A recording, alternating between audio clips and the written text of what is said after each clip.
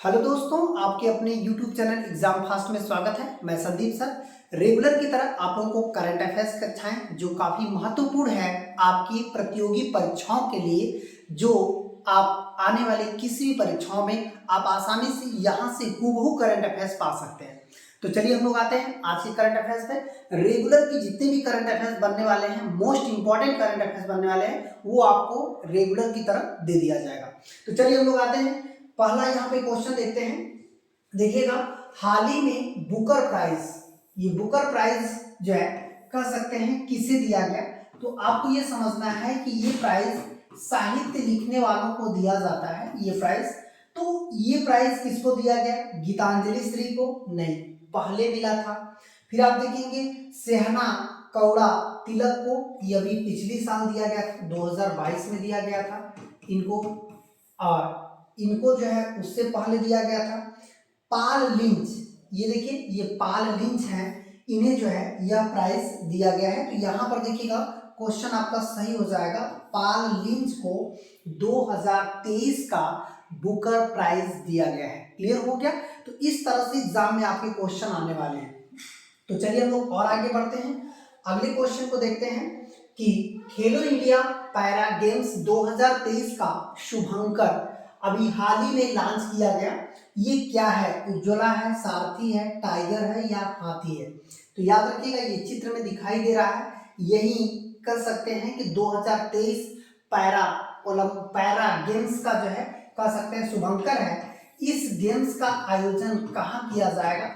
इस गेम का आयोजन जो है नई दिल्ली में किया जा रहा है, ये समझना है।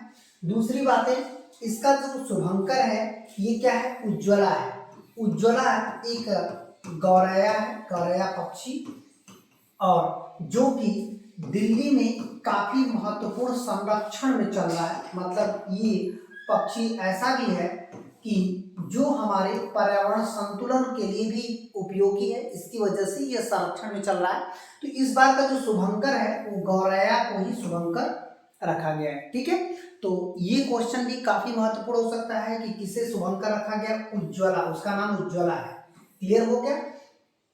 तो ऐसे क्वेश्चन एग्जाम में आ सकते हैं। तो चलिए हम लोग अगले क्वेश्चन की तरफ बढ़ते हैं। अगला क्वेश्चन हो जाएगा कि हाल ही में सिक्किम में ग्लेशियर लेक आउटबर्स्ट, फ्लड हो गया। मतलब अचानक जो है बहुत सारी चीजें, ग्लेशियर से अचानक एक बहुत बड़ा भाग फ्लडिंग, मतलब ये देखिए ग्लेशियर जो है इससे पिघल करके एक बहुत बड़ा भाग लेक को तोड़ करके जो है मलबे के रूप में पहाड़ी के नीचे चला आया, जिससे हजारों लोग प्रभावित हुए। यही नहीं बल्कि कई सेनाओं की मृत्यु हुई, कई लोग बेघर हो गए। तो ऐसी घटनाएं यहाँ पर देखिए, बर्फ के पिघलने के बाद जब लेक फ्लोट कर गया तो ऐसी देखिए घटनाएं हमको देखने को मिलती हैं, जिससे हजारों लोग काफी नुकसान पहुंचा। जिसकी घटना किस झील पर घटी थी? ये कहां पर ये घटना घटी थी? चुलागू झील पर, कह सकते हैं कि न्योनक झील पे, राकसताल झील पे, नैनीताल झील पे। तो इतना ध्यान रखिएगा, यहाँ पर जो क्वेश्चन आपका बनने वाला है तो वो है न्योनक झील, ये सिक्किम में पड़ता है और यहाँ पर भी हाल ही में ऐसी घटना देखने को मिलती है। अब आते हैं चोलागू झील, ये भारत की सबसे ऊंचाई पर स्थित झील है, भारत की सबसे ऊंचाई पर स्थित झील है। इसका मतलब है कि ये देखिए ऊंचाई पर स्थित झील है, ये हो जाएगा चोलागू। ये कहाँ पर है? ये हो जाएगा आपका सिक्किम में है। चोलागू झील किस राज्य में है? तो ये हो जाएगा सिक्किम राज्य में जो है। राकसताल झील ये कहाँ पे है? ये उत्तराखंड में है, राकसताल झील। और यदि हम लोग बात करें नैनीताल झील, ये भी आपका कहाँ पे है? उत्तराखंड में है। तो ऐसे हम लोग झीलों के बारे में समझ लेते हैं।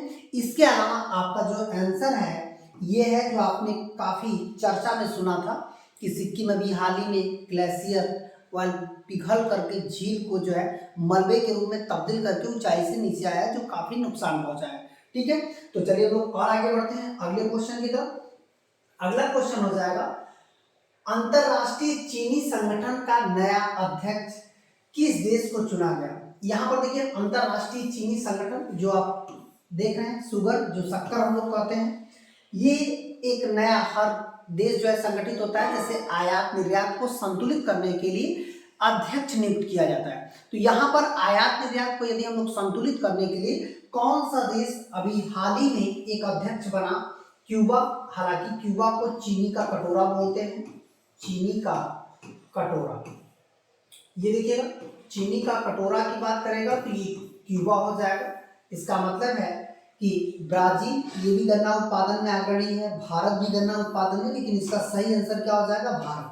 भारत को भी हाल ही में चीनी संगठन का नया अध्यक्ष बनाया गया, जिससे चीनी आयात निर्यात को काफी बड़ा प्रोत्साहन हो और उसका संतुलन बराबर बना रहे। ठीक है, इसलिए जो है अध्यक्ष चुना गया। ये भी बहुत ही इंपॉर्टेंट है, वेरी इंपॉर्टेंट क्वेश्चन है। ऐसे में याद रखिएगा, इस तरह के क्वेश्चन एग्जाम में पूछे जाते हैं लगातार। तो चलिए और आगे बढ़ते हैं अगले क्वेश्चन की तरफ। अगला क्वेश्चन हो जाएगा अंतरराष्ट्रीय मानव एकजुटता दिवस जो है, अंतरराष्ट्रीय मानव एकजुटता दिवस कब मनाया जाता है? आप देखे होंगे कि एकजुटता की बात किया जाए तो पूरी दुनिया में अभी तक एकजुटता नहीं है, लेकिन उसके लिए हम लोग एक दिवस मनाते हैं जो काफी चर्चा में है। हालांकि एकजुटता की बात करें तो आपने देखा होगा कि कई देश ऐसे हैं जो आतंकवादी विरोधी हैं, कई देश उसको सपोर्ट कर रहे हैं। तो ऐसे पूरे वर्ल्ड में एकजुटता हो पाना संभव नहीं है, लेकिन हम लोग मनाते हैं। ये किस तिथि को मनाते हैं? 22 नवंबर, 21 नवंबर, 26 नवंबर, 29 नवंबर। तो इसका सही आंसर क्या हो जाएगा? 29 नवंबर को जो है राष्ट्रीय एकजुटता दिवस मनाया जाता है। ठीक है, तो इस तरह से आपका आज का करंट अफेयर्स का सेशन यही था।